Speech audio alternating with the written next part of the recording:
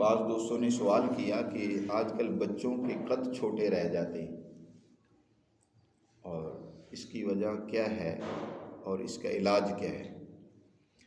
تو پہلی بات تو اس کی وجوہات پر ہم بات کر لیں تو دیکھیں، بچوں کے قد اس حرارت غریزیہ کی بنیاد پر بڑھتے ہیں جو قدرت نے انسان میں رکھی ہے۔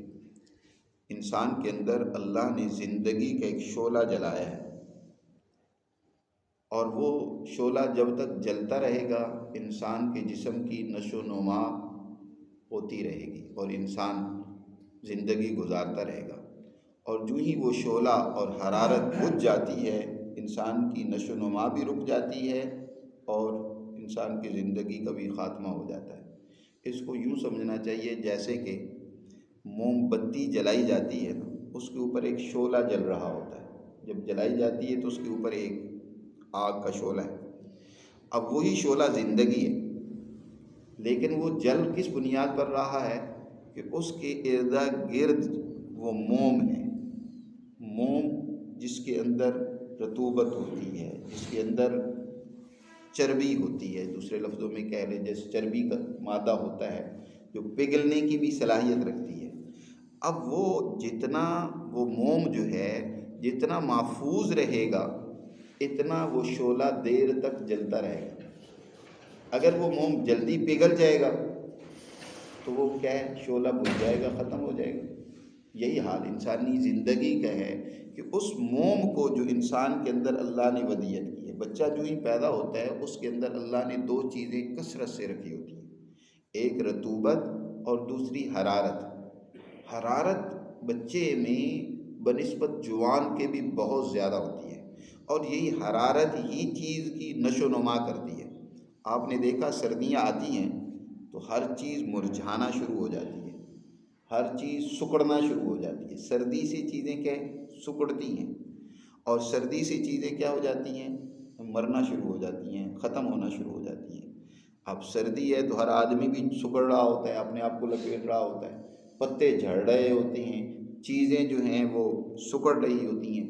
اور جو ہی حرارت اب پیدا ہونا شروع ہوگی، اب گرمیوں کا آگے موسم آ رہا ہے، جو ہی گرمی آئے گی ہر چیز پھلنا پھولنا، انسان اس کے اندر بھی ایک عجیب تر و تازگی شروع ہو جاتی ہے، اور ہر پتے میں، ڈالی میں، ہر درخت میں ہریالی اور نشو و نما کا عمل بڑھنے لگ پڑتا ہے۔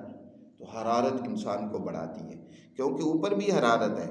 اگر اردا گرد بھی حرارت وہ اس موم بتی کی جو ہے وہ محفوظ رہے تو وہ دیر تک شعلہ جلتا رہے گا، اس کو کوئی ادھر ادھر سے ہوا نہ لگے۔ ادھر ادھر سے ہوا لگے گی تو وہ ظاہر ہے جلدی پگھلنے لگ پڑتی ہے۔ تو اسی طرح انسان کو اپنی حرارت بڑھاتے رہنا چاہیے۔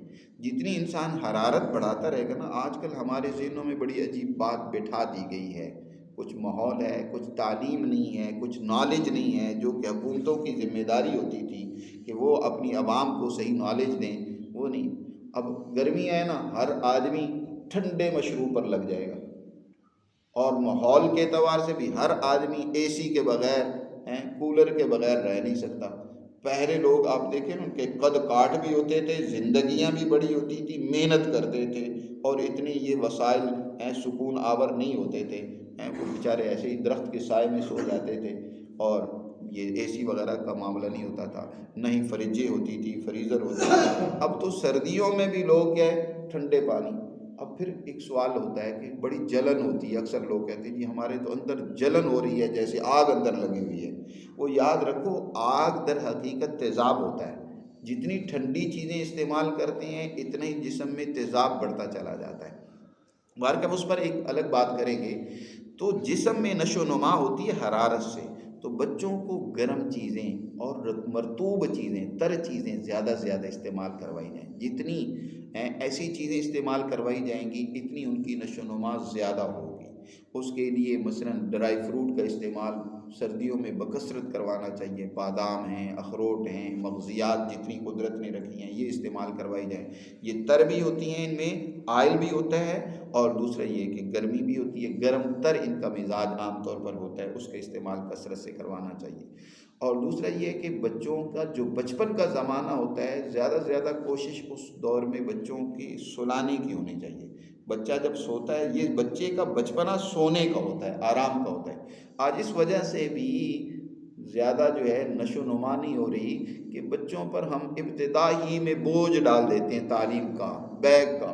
ابھی 3 سال کا ہوا نہیں ہے، جناب پڑھنے میں لگا دیا، ٹیوشن میں ڈال دیا ہے، تو اس کے جو آرام کرنے کا زمانہ ہوتا ہے وہ بھی اس کو پورا نہیں ملتا۔ تو ایک اس کو آرام کا بھی پورا موقع ملنا چاہیے۔ نیند میں قد بڑھتا ہے، جتنا بچہ نیند زیادہ کرے گا اتنی اس کا قد بڑھے گا۔ اور دوسرا اس کے ساتھ کچھ علاج بھی ہے، دوائیں بھی ہیں، وہ استعمال کرنے سے بھی قد میں نشو و نما بہت ہوتی ہے۔ مثلا مربع بانس کا مربع مل جاتا ہے ہر جگہ پہ۔ یہ بانس آپ نے دیکھا کتنا قد بڑھاتا ہے، وہ کتنا لمبا ہوتا ہے۔ تو بانس کا مربع اگر بچوں کو، میٹھا بھی ہوتا ہے ذرا، اس کا مربع بنا لیا جاتا ہے، تو وہ اگر اس کا استعمال بچے کو کروایا جائے 25 سال تک قد بڑھ سکتا ہے۔ 25 سال تک کوئی اپنی نشو و نما قد کی چاہتا ہے نا تو قد بڑھ سکتا ہے۔ تو مربع عام جو ہے بانس، اس کا بکثرت استعمال ہے، وہ آپ 10 گرام سے لے کر 50 گرام تک کھا سکتے ہیں۔ وہ روزانہ صبح بچے کو کھلا دیں، عصر کے وقت تھوڑا کھلا دیں، تو اس طریقے سے روزانہ اس کا استعمال قد کو بڑھاتا ہے۔ اس کے ساتھ ایک اور نسخہ بھی بتا دیتا ہوں۔ اسگند ناغوری اور بدہاری کند، یہ دونوں لکڑیاں ہیں، ان کو لے کر جو ہے، جڑی بوٹیاں ہیں، باریک ان کا صفوف بنا کر چمچ کا چوتھا حصہ نیم گرم دودھ کے ساتھ استعمال کرنے سے بھی بہت فائدہ ہوتا ہے۔ دعاؤں میں یاد رکھیے۔